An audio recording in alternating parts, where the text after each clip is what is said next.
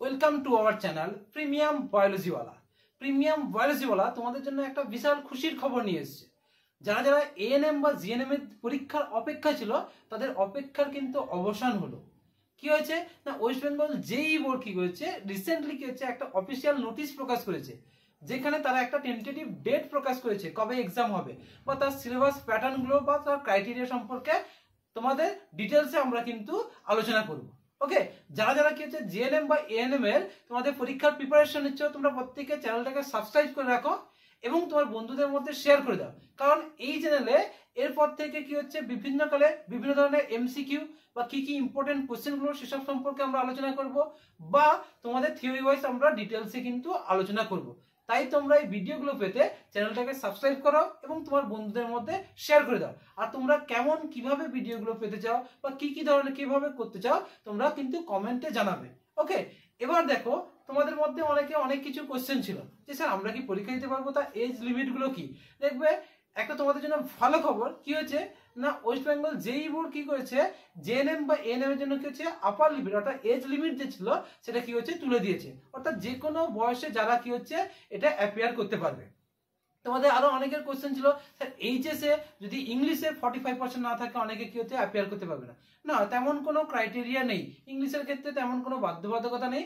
Total overall যদি এইচএসে 45% থাকে তাহলে তোমরা এটাকে অ্যাপিয়ার করতে পারবে, অর্থাৎ এই পরীক্ষায় বসতে পারবে।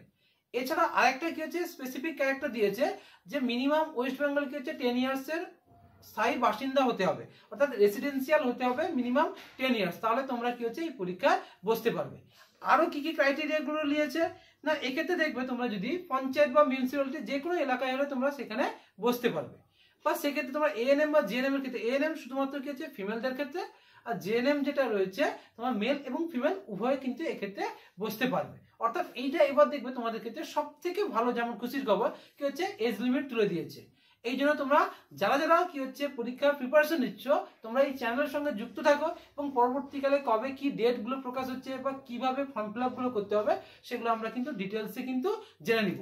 ওকে, এবার চলো আমরা অফিসিয়াল পেজে গিয়ে দেখে নিই ওখানে কি কি ধরনের ক্রাইটেরিয়া বা কেমন কি বলেছে আমরা একটু ডিটেলসে দেখে নিব। ঠিক আছে, তাহলে অফিসিয়াল পেজ দেখবে যে ওয়েস্ট বেঙ্গল জেইই আছে .nic.in, ওখানে গিয়ে আমরা দেখবো। ঠিক আছে, চলো দেখো গুগল ক্রোমে এসে আমরা এই ওয়েবসাইটে সার্চ করব। সার্চ করে আমরা দেখবো চলে আসবো কোথায়, দেখো এক্সামিনেশন বলে থাকবে। এক্সামিনেশন থেকে আমরা নিচে নামবো, দেখো কোথায় এএনএম এবং জিএনএম আছে। এএনএম এবং জিএনএম ক্লিক করলে দেখবে এইভাবে একটা পেজ বেরাবে। এইভাবে নিচের দিকে স্ক্রল করে নামবো, দেখবো ভিউ মোর আছে, ভিউ মোরে ক্লিক করব। ক্লিক করার পরে দেখবে একটা পেজ খুলবে, দেখো এইভাবে একটা পেজ খুলবে। যে একেবারে নিচের দিকে যাব, নিচের দিকে গিয়ে দেখো এই যে information bulletin ANM and GNM আছে। পেজটা আমরা খুলেছি, এটা কি রয়েছে দেখো ইনফরমেশন বুলেটিন রয়েছে। অর্থাৎ এখানে দেখো এএনএম এবং জিএনএম এর ক্ষেত্রে কি কি ক্রাইটেরিয়া বা কিগুলো রয়েছে সেগুলো আমরা একটু দেখে নিব। ওকে, এখানে দেখো ফার্স্ট দেখো ডেট অফ এক্সামিনেশনস বলেছে, তাহলে এক্সামিনেশনের একটা টেন্টেটিভ ডেট দিয়েছে। টেন্টেটিভ মানে কোনো কারণে যদি চেঞ্জ হয় তাহলে হতেই পারে, কিন্তু এখন আমরা ধরে নিতে পারো এই ডেটটা দিয়েছে কি হচ্ছে সানডে। দেখো কি বলেছে 14 বলেছে জুলাই বলেছে। ওকে, 14/7/2024 একটা টেন্টেটিভ ডেট দিয়েছে। ওকে, নেক্সট দেখো আমরা চলে যাই এক্ষেত্রে আর কি কি ক্রাইটেরিয়া বা কি কি রয়েছে আমরা একটু দেখে নিব। দেখো এবার নেক্সট পেজ যদি আমরা চলে যাই, দেখো এই পেজটার ক্ষেত্রে আমরা ভালো করে দেখবো একটু।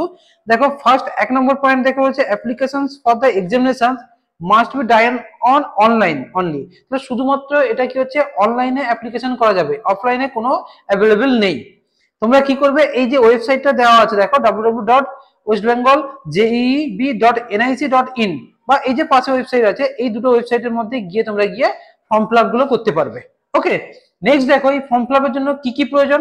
দেখো ভ্যালিড মোবাইল নাম্বার, তাহলে তোমাদের একটা মাস্ট বি মোবাইল নাম্বার প্রয়োজন। আর কি হচ্ছে একটা ইউনিক ভ্যালিড ইমেল আইডি, তাহলে তোমরা ফর্ম ফিল আপ করার আগে তোমাদের কি হচ্ছে একটা মোবাইল নাম্বার অথবা একটা ইউনিক ইমেল আইডি ওপেন করে রাখতে হবে। ঠিক আছে, এই দুটো মাস্ট বি তোমরা করে রাখবে। নেক্সট দেখো আর কি কি বলেছে, সেক্ষেত্রে রেজিস্ট্রেশনের ক্ষেত্রে তোমাদের কি কি প্রয়োজন হবে। দেখো এখানে name, father's name, mother's name, gender, কি বলছে ডমিসিল অ্যান্ড ডেট অফ বার্থ। তাহলে কি হচ্ছে তোমার নাম, বাবার নাম, মায়ের নাম, তোমার লিঙ্গ এবং ডমিসিল বলতে তোমার রেসিডেন্সিয়াল কোথাকার, আর ডেট অফ বার্থ, এইগুলো অবশ্যই লাগবে।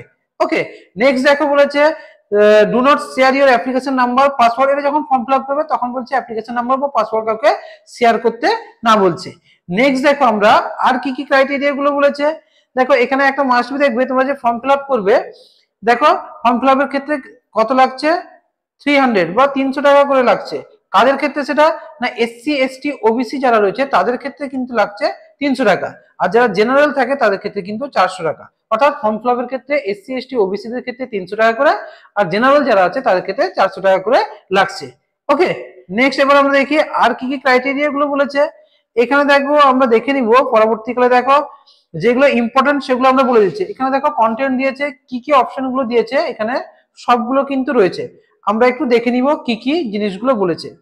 এখানে দেখো ডেট অফ এক্সামিনেশন আমরা দেখলাম কত বলেছে, 14 তারিখ বলেছে, 14/7/2024 সানডে বলেছে, কটা 12টা থেকে 1:30টা অবধি, অর্থাৎ 1.5 ঘন্টা তোমাদের এক্সাম হবে।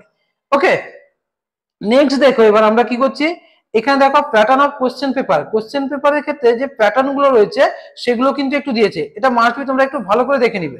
দেখো লাইফ সায়েন্স থেকে কত নাম্বার, 50 নাম্বার, টোটাল 50 নাম্বার রয়েছে। ফিজিক্যাল সায়েন্স থেকে দেখো 25, ইংলিশ থেকে 15, ম্যাথমেটিক্স থেকে 10, আর হচ্ছে জেনারেল নলেজ 10 থাকছে, আর লোকাল রিজনিং থাকছে।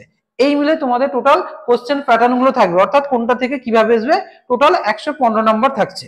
নেক্সট দেখো এবার আমরা চলে যাই আর কি কি বলেছে। দেখো মাল্টিপল চয়েস অর্থাৎ এমসিকিউ থাকবে। দেখো টোটাল 1.5 ঘন্টার পরীক্ষা বলেছে, এটা আমরা দেখে নিলাম। আর কি জানবো আমরা, দেখো ওএমআর সিটে এক্সাম দিতে বলেছে। দেখো ওএমআর সিট সেক্ষেত্রে বলেছে, আর দেখো ওএমআর সিটের কথা বলেছে। আর দেখো কি করছে, তোমাদের must be blue and black ink ball pen ব্যবহার করতে হবে, অর্থাৎ পরীক্ষার ক্ষেত্রে ব্লু এবং ব্ল্যাক বল পেনটা আমরা ইউজ করতে পারবো। ওকে, নেক্সট দেখো আর কি কি বলেছে। এখানে বিভিন্ন ধরনের ক্রাইটেরিয়া গুলো রয়েছে, অর্থাৎ যেগুলো ইম্পর্টেন্ট সেগুলো আমরা বলে দিচ্ছি। পরবর্তীকালে যেগুলো প্রয়োজন হবে ফর্ম ফিল আপের ক্ষেত্রে কেমন করে হবে, সেগুলো কিন্তু আমরা পরবর্তীকালে ডিসকাস করে দিব। ওকে, নেক্সট দেখো এবার আমরা কি দেখবো, না এক্ষেত্রে কিছু কিছু ক্ষেত্রে দেখো রুলস গুলো কি কি রয়েছে বা এলিজিবিলিটি ক্রাইটেরিয়া গুলো কি কি রয়েছে সেগুলো আমরা একটু দেখে নিব। এখানে দেখো এলিজিবিলিটি ক্রাইটেরিয়ার ক্ষেত্রে কি বলেছে, দেখো এখানে তোমাদের দেখো applicant must B a citizen of India, ইন্ডিয়ার সিটিজেন হতে হবে, অথবা মাস্ট বি কি হচ্ছে ডমিসাইল অফ ওয়েস্ট বেঙ্গল, অর্থাৎ ওয়েস্ট বেঙ্গলের বাসিন্দা হতে হবে। আর কি বলেছে, সেকেন্ড পয়েন্ট বলেছে মাস্ট বি অ্যাপিয়ারিং ইন 2024 এর মধ্যে তাকে কি হচ্ছে 12 পাস করতে হবে, অর্থাৎ 10+2 অর্থাৎ এইচএস পাস করতে হবে। ওকে, একটা দেখো এজ লিমিট নেই, কিন্তু মাস্ট বি অ্যাটলিস্ট 17 ইয়ার্স, তাকে মিনিমাম 17 বছর হতে হবে। এই 31/7/24 এর মধ্যে তাকে 17 বছর হতে হবে। ওকে, ক্রাইটেরিয়ার ক্ষেত্রে দেখো এএনএম যেটা বলেছে, এএনএম এর ক্ষেত্রে অনলি ফিমেল তারা অ্যাপ্লাই করতে পারবে, এজ লিমিট কোনো নেই। আর কি হচ্ছে, তাকে মাস্ট বি কি হচ্ছে রেসিডেন্সিয়াল হতে হবে, এই 31/12/2003 এর মধ্যে মাস্ট বি 10 বছর তাকে ওয়েস্ট বেঙ্গলে থাকতে হবে। ওকে, দেখো জিএনএম এর ক্ষেত্রে আমরা কি বলবো, মেল এবং ফিমেল উভয়ের ক্ষেত্রে দিতে পারবে, এক্ষেত্রে কোনো এজ লিমিট থাকবে না। ওকে, নেক্সট এবার দেখো আর কি কি ক্রাইটেরিয়া গুলো রয়েছে আমরা দেখে নিব। সেখানে দেখো এগুলো বাকিগুলো দিয়েছে, কিভাবে ফর্ম ফিল আপ বা কার ক্ষেত্রে কি ধরনের রয়েছে সেগুলো রয়েছে। এগুলো এতটা আমাদের ইম্পর্টেন্ট নয়, যেগুলো আমাদের দেখার সেগুলো আমরা পরবর্তীকালে দেখে নিচ্ছি। ওকে, নেক্সট দেখো আর কি বলেছে, এখানে কিছু কিছু এক্সাম প্যাটার্ন গুলো দিয়েছে বা কোথায় কোথায় সিট গুলো পড়েছে সেগুলো আমরা দেখে নিব। অর্থাৎ তোমরা যে সেন্টার চুজ করবে, বিভিন্ন জায়গায় সেন্টার চুজের অপশন গুলো রয়েছে সেটা আমরা একটু দেখে নিব। দেখো পরবর্তী পেজ গুলো এগুলো রয়েছে, এগুলো পরবর্তীকে আমরা ডিসকাস করে দিব, এগুলো এখন লাগবে না, ফর্ম ফিল আপের পরে যেগুলো লাগবে। এবার নেক্সট আমাদের যেটা খুব ইম্পর্টেন্ট আমরা দেখবো, দেখো একেবারে চলে আসি 25 পেজ। দেখো এর পরের পেজে দেখো এই যে এখানে রয়েছে কি রয়েছে, না এখানে দেখো ডিস্ট্রিক্ট ওয়াইজ লিস্ট দিয়েছে এক্সামিনেশন জোন গুলো। অর্থাৎ তোমরা যদি আলিপুরদুয়ারে থাকে, আলিপুরদুয়ারে দেখো আলিপুরদুয়ার জোন রয়েছে, সেখানে জোন কোড নাম্বারটা দেওয়া রয়েছে। বাঁকুড়া থাকলে বাঁকুড়া, বিষ্ণুপুর, এইভাবে বিভিন্ন যে যার স্টেট গুলো তোমরা একটু দেখে নিবে। কলকাতা সার্কেলে দেখে বিভিন্ন জায়গায় দিয়েছে, যারা মুর্শিদাবাদ, মালদা এগুলোর ক্ষেত্রে দেখো দিয়েছে।